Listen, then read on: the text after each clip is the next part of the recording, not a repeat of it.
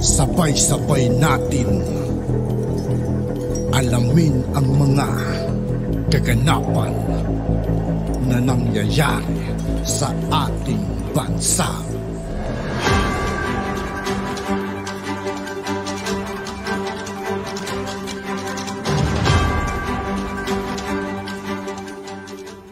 Yo, what's up mga kaibigan? This is Aitoki po again. Ngayon nandito ulit tayo sa channel ni Banat News Updates. Dito ulit tayo magbibigay ng comment at reaction. Kaya samahan nyo ako guys. Let's go! Natin ngayon, ito po, no? Pinagmamalaki po ni Trillanes ngayon na malapit na raw pong ilabas ito pong warrant of arrest ng ICC. Hindi lang po kay PRRD, sa mag-ama, no, kay Sara Duterte. Matindi talaga yung mga sapaw nito mga to. Sa darating na June or July, no, dahil kausap niya raw tong mga taga-ICC. Ayon po kay Trillanes, ay malapit na raw po, no, parating na. Hindi talaga nito ni Trillanes. Lapit mo nga ulo mo, Trillanes, at medyo aayusin natin yung patilya mo. Hanggang ngayon, no, Trillanes, no, talagang alam niyo po, sa totoo lang, siguro nung una, siyempre, bago tayo dyan, wala pa pong Pilipino na nademanda sa ICC, no? Yung una siguro, gulat na gulat pa tayo, ICC. Naku, International Court, grabe. Baka kawawa naman si Pangulong Duterte. Di ba ganyan yung mga reaksyon natin noong una eh. Pero nung nare-realize natin, natutuklasan natin kung ano talaga yung silbi ng ICC, no? Wala po palang silbi talaga. Wala po talaga palang silbi yung ICC. Pag ikaw po ay hindi, ulitin ko lang Trillanes no? Pag ikaw ay hindi ka miyembro, hindi ka pwedeng hulihin ng ICC. Ano ang army ng ICC? No? Ang linaw niyan eh. Wala po silang police power. Sino huhuli? Hindi ko po sinasabi na hindi po makakapagbigay ng warrant of arrest. Pero may mali po eh. Kung ganyan po ang uri, sabi nga ni Bato, di ba? Bakit may mga ICC? Ako mismo, suspect ako. Sabi ni Bato, ako mismo suspect. Wala pa ako nakakausap sa ICC. No? Pinagtawanan pa ni Trillanes eh. Sabi, paano ka kakausapin ng ICC ikaw nga may suspect? Ganun na po ba ngayon? Pwedeng mag-imbestiga yung ICC nang hindi nakukuha yung panig ng mga suspect?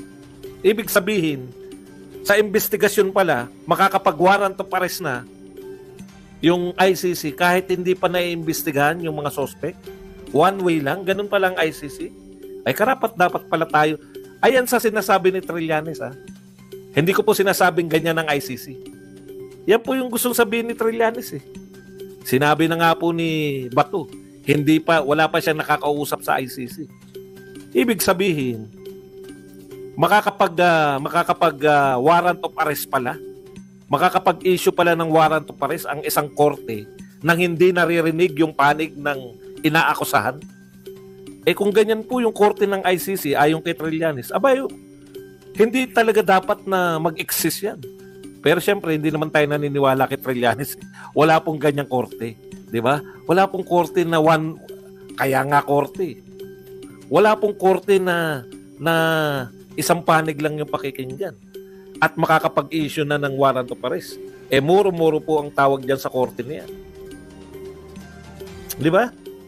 Meron po bang inimbestigahan na hindi iniimbestigahan yung suspect? Ngayon lang po ako nakarinig na inimbestigahan panay biktima at hindi kinuha yung panig ng suspect. Kahit po siguro sa municipal trial po, kahit nga po sa barangay, hindi po pwedeng mag-imbestiga na isa lang. Isang panig lang. Tapos, papanigan na ng korte yung narinig nilang mga biktima. The mere fact na wala pa pong nagaganap na investigasyon mula po rito, hindi pa po nakukuha yung panig nila Pangulong Duterte, ni Senator Bato, at ngayon po kasama na raw si BP Sara, ay wala pa pong nagaganap na investigasyon. Pero, ito ang pero, Leonida Reyes, Thank you very much sa 125 pesos. Pero halimbawa po, tama si Trillanes sa sinasabi niya. Halimbawa po na tama, hindi ko po sinasabing tama. At nag-issue nga ng warrant of arrest. Paulit-ulit po tayo rito. Sino po huhuli? Sino po huhuli?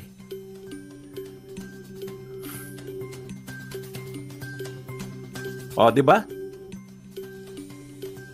Ang linaw po, sinasabi niya international Interpol daw. Naku, hindi po yan yung trabaho ng Interpol. Nauna po yung Interpol sa ICC. Ay, nariyan. May pasabi po yung mga organizer na Maisog. Abangan nyo po ang Maisog Dumaguete at dadaling ko doon ang mga watawat na itinulo sa Bustos na hindi binigyan ng puri ng politiko sa probinsya ng Bulacan. Mabuhay ka, Placido, sa Maisog Dumaguete. Okay. Balik po tayo rito, no? Sino po manghuhuli? Kaya po magiging katawa-tawa na po yung ICC. Ang dami na po nilang na-issue na warrant of arrest. Wala pong hinuhuli. Sino pong huhuli kay Duterte? Pupunta sa Davao o huhulihin po namin kayo. Di ba? Huhulihin po namin kayo, Pangulong Duterte. Tapos yung presidente natin, ang laging pinanghawakan ni Trillanes. Pag nakita na raw ni Pangulong Marcos yung ICC warrant of arrest, magbabago na raw ang ihip ng hangin. Alam nyo, kinakailangan din po natin pag-aralan yung mga moves. Hindi lang po yung moves nyo. No? Nakita nyo po ba kung ano yung silbi ng mga Maisog? Sa tingin nyo po ba yung mga dumalo sa iba't ibang Maisog? No? Hindi po yan papalag. Kung sakaling aarestuhin si Pangulong Duterte ng kahit na sino, simple lang po. No? Pasimplihin lang natin. Sa dami-dami po ng mga Maisog na nagrarally, wala kasi kayong ka-ideya para saan yung Maisog. Ito po inihahanda na yung mamamayan, no? Pinapaliwanag sa mamamayan, yung mga Maisog rally po, yan po, mas higit pa po kaysa sa mga vlogger na naipapaliwanag nila ang sitwasyon sa Pilipinas. Kasi kahit ayaw ng mainstream media, napipilitan silang i-cover. Naiiwan sila ng mga vlogger. Kung ayaw ninyo, SMNI na manunood ng mga tao at sa mga vlogger, wala na kayong silbi. Sa tingin ba ninyo, yung mga umatin sa Maisog rally, panunuorin lang kayo na dakipin si Pangulong Duterte, wala namang illegal naman yung pagdakip na yan dahil hindi naman tayo kasapi. Ano yan? Kikidnapin nyo ang dating Pangulo.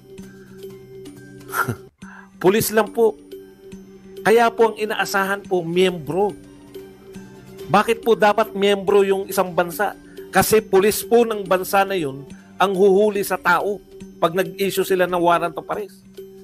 Yung kapulisan po natin mismo, yung huhuli yung magpapatupad ng warrant of arrest ng ICC. Kaya importante po sa ICC, dapat miyembro ka. Kung hindi ka miyembro, pabalik-balik ta rin man yan. Sino manghuhuli kay Duterte? Taga Thailand? Hindi ko alam kung miyembro yung Thailand. Taga Germany?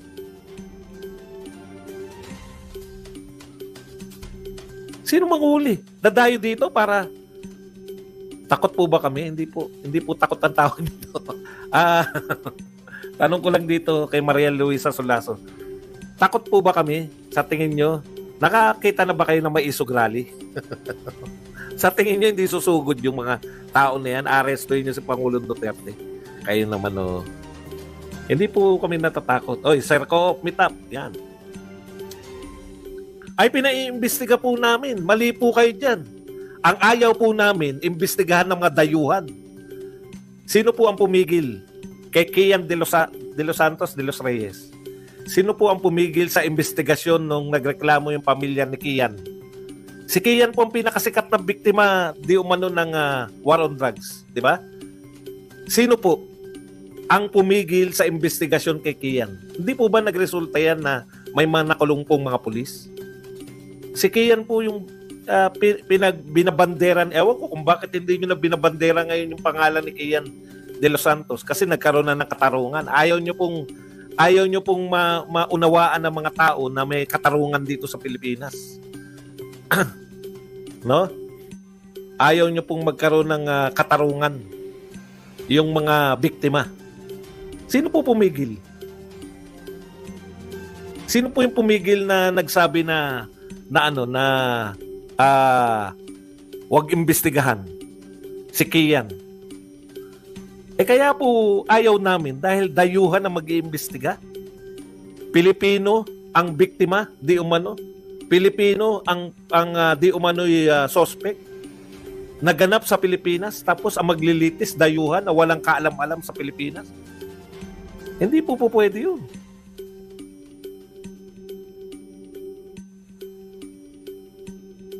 O pag-uusap. At yun nga po mga kaibigan, dito po nagtatapos ang ating reaction video. Muli ako po si I2K ng Sundalo ng Donggalo. Maraming salamat sa patuloy na pagsuporta. Peace out.